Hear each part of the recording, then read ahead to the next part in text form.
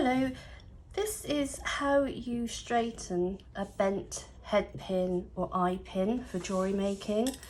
Lots of times people have said, oh, I just throw them away. Don't do that. Just take a pair of pliers, make sure they are flat,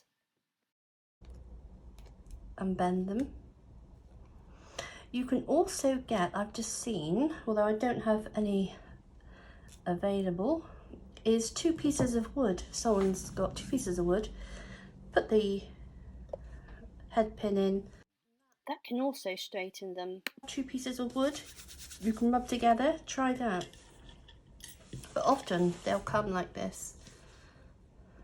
But don't throw them away. It's so simple. Just bend them back into shape. I'll just show you there. Just pop our bead on. I do have a tutorial for making loops on head and eye pins. I'll link that above for you. So thank you for watching. Take care. Bye.